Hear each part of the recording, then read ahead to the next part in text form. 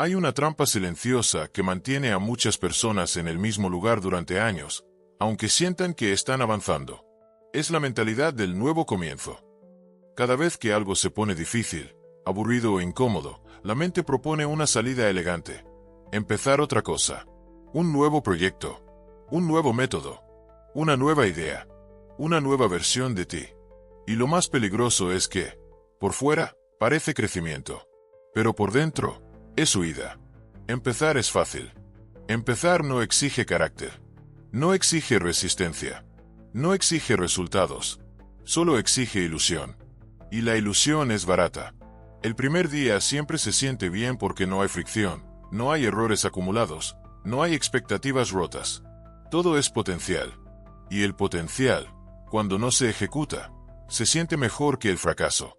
Por eso tanta gente se vuelve adicta a empezar. La mente racionaliza esta conducta de 1000 formas. No era el momento. No era lo mío. Ahora sí encontré algo mejor. Esta vez es diferente. Pero si miras con honestidad, el patrón es siempre el mismo. Entusiasmo inicial, primeros pasos, incomodidad creciente y abandono. Luego silencio. Luego otra idea brillante. Y vuelta a empezar. El problema no es cambiar de rumbo una vez. El problema es vivir en el inicio eterno. Porque cuando siempre estás empezando, nunca te enfrentas a la parte que realmente transforma, la mitad. Esa zona gris donde ya no hay emoción, pero tampoco resultados. Donde aparece la duda, la comparación, el cansancio y la sensación de estar perdiendo el tiempo. Esa es la parte que separa a los que construyen algo de los que solo acumulan intentos.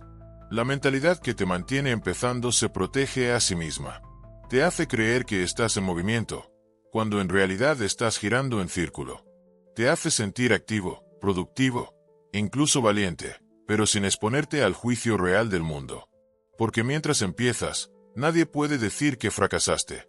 Todavía no.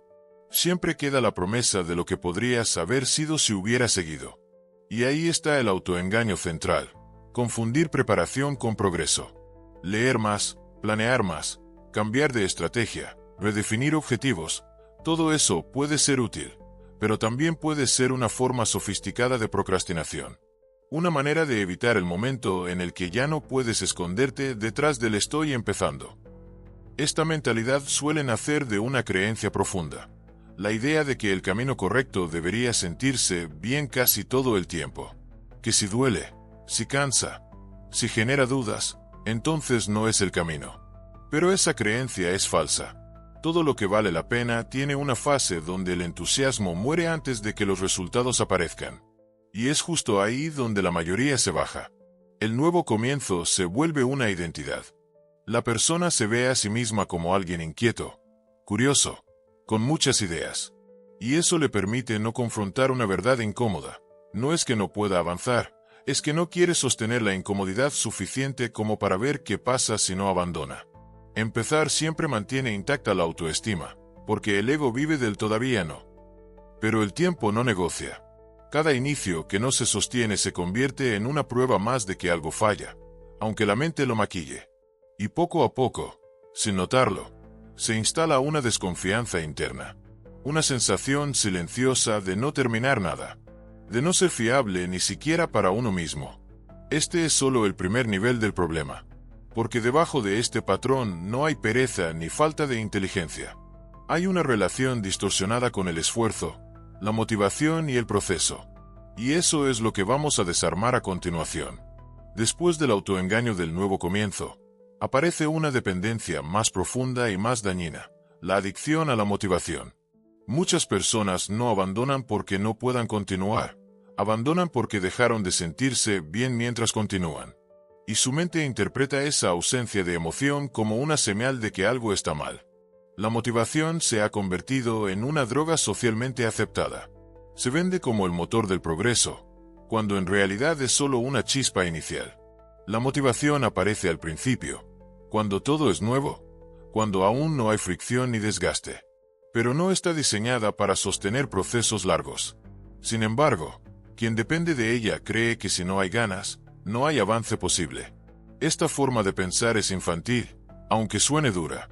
Es la lógica de quien solo actúa cuando el entorno es favorable, cuando el ánimo acompaña, cuando todo encaja. El problema es que la vida real no funciona así. Los resultados no aparecen cuando estás motivado, aparecen cuando sigues incluso cuando no lo estás. La mente adicta a la motivación confunde energía emocional con compromiso. Por eso empieza con intensidad y abandona con la misma rapidez.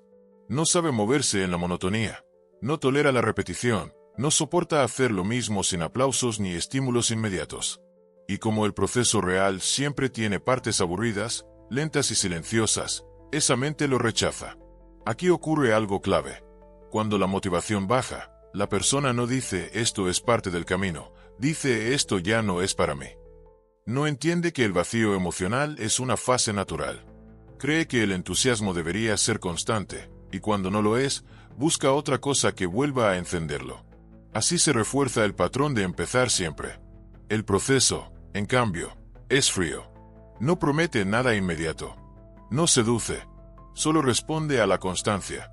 Y eso incomoda a una mente acostumbrada a estímulos rápidos. El proceso no valida, no aplaude, no motiva. Simplemente exige presencia repetida. Por eso tantos lo evitan sin darse cuenta. No porque sea imposible, sino porque no alimenta el ego. Además, la cultura refuerza esta adicción. Se glorifican los comienzos, los lanzamientos, los primeros pasos. Nadie celebra la semana 100, el día ordinario, la repetición silenciosa. Y el individuo aprende a asociar valor con emoción, no con continuidad. Aprende a buscar inspiración, no estructura. Cuando la motivación se va, aparece el rechazo al proceso. Se empieza a cuestionar todo. El método, el objetivo, incluso la propia capacidad. Pero en la mayoría de los casos, no hay nada mal con el camino. Lo único que falta es la madurez mental para atravesar la parte donde ya no hay dopamina. Este rechazo se manifiesta de formas sutiles. Cambiar de estrategia constantemente. Ajustar detalles irrelevantes. Buscar más información en lugar de ejecutar. Todo eso da la sensación de seguir involucrado, cuando en realidad es una retirada elegante.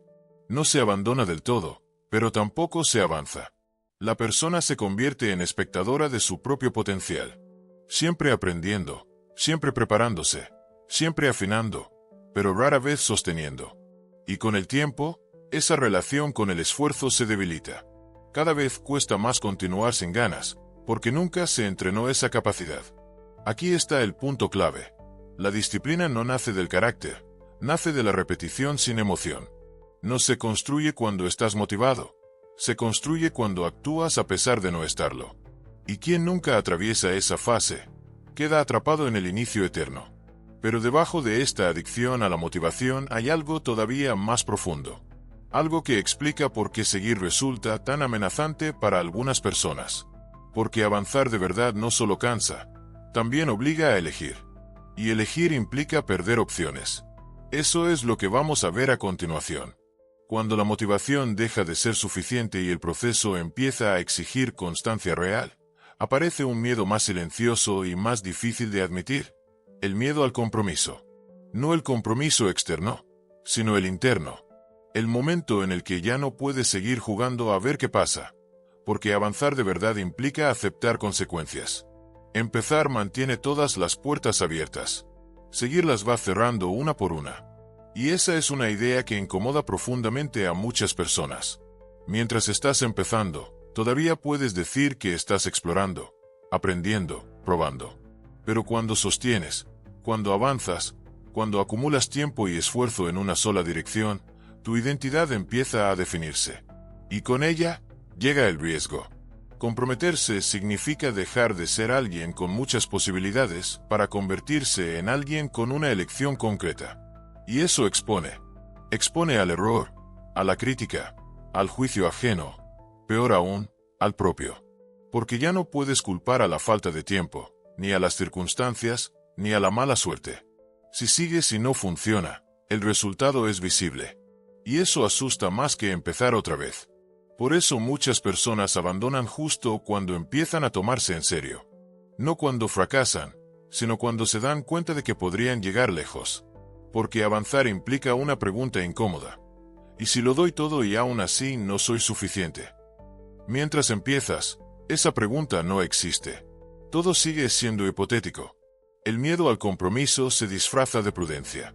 Se dice que uno no quiere cerrarse, que prefiere mantener flexibilidad, que está esperando una señal más clara. Pero en el fondo, es una resistencia a asumir una identidad concreta. A decir, esto es lo que hago y sostenerlo el tiempo suficiente como para que el mundo responda. Avanzar también implica perder la fantasía de la perfección. Cuando empiezas, todo puede ser ideal.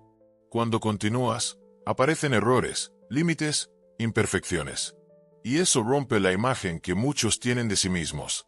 Prefieren seguir siendo los que podrían, antes que convertirse en los que intentaron de verdad.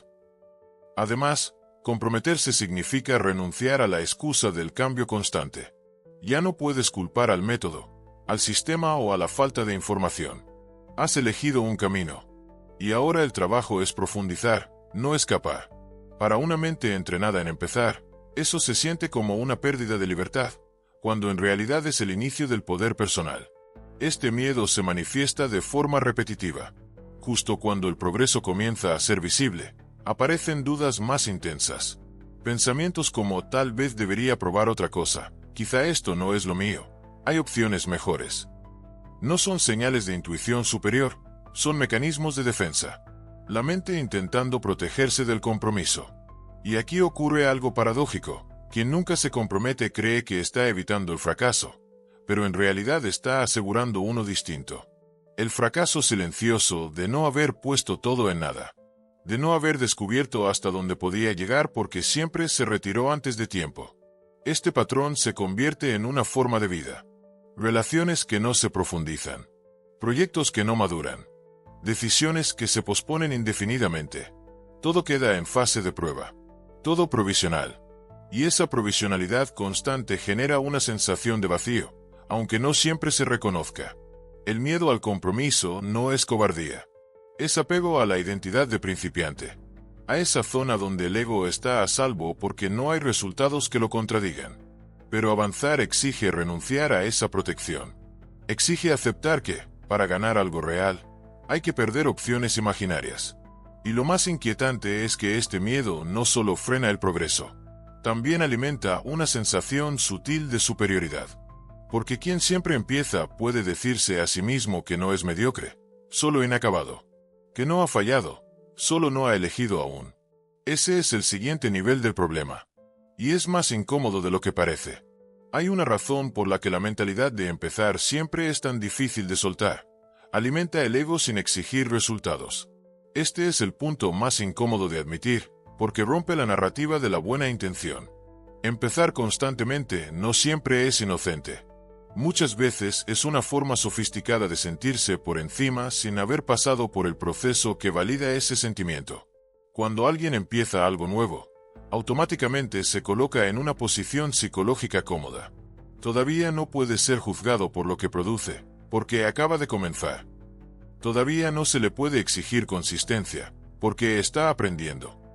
Todavía no se le puede comparar con nadie, porque no ha tenido tiempo. Esa posición protege la autoestima. Al mismo tiempo, permite mantener una imagen interna elevada. La persona se ve a sí misma como alguien con potencial. Y el potencial, cuando no se contrasta con la realidad, se convierte en una fantasía poderosa. Da la sensación de estar por encima de los demás no por lo que se ha hecho, sino por lo que se podría hacer. Y esa sensación es peligrosa, porque sustituye la identidad basada en hechos por una identidad basada en promesas. Este patrón crea una jerarquía interna falsa. El que empieza se siente distinto del que ya lleva tiempo. Se siente más puro, menos contaminado por errores, menos marcado por fracasos visibles. Y desde ahí, se construye una superioridad silenciosa. Yo aún no he fallado, ellos sí. Aunque esa superioridad no se exprese en palabras, se vive internamente. Además, empezar permite una comparación ventajosa. Se mira a quienes ya están en el camino y se señalan sus imperfecciones, sus errores, su cansancio. Se piensa, yo lo haría mejor, yo no cometería esos fallos. Pero esa comparación es injusta, porque quien compara aún no ha pagado el precio del proceso. Solo está observando desde la barrera. Este mecanismo es especialmente común en personas inteligentes. Personas que entienden rápido, que captan conceptos, que ven errores ajenos con facilidad. Esa capacidad intelectual se convierte en una trampa, porque les permite sentirse avanzados mentalmente sin haber avanzado en la realidad. La comprensión sustituye a la ejecución. Y el ego se satisface con eso. Con el tiempo, este patrón genera una contradicción interna. Por un lado, la persona se percibe como alguien capaz, con criterio, con potencial. Por otro, la evidencia externa no acompaña. No hay resultados sostenidos, no hay obras terminadas, no hay progreso acumulado. Y para resolver esa disonancia, la mente hace algo peligroso. Desprecia el valor de los resultados ajenos y sobrevalora la intención propia. Así se construye una narrativa silenciosa. Yo no soy como los demás, yo no me conformo, yo busco algo más auténtico.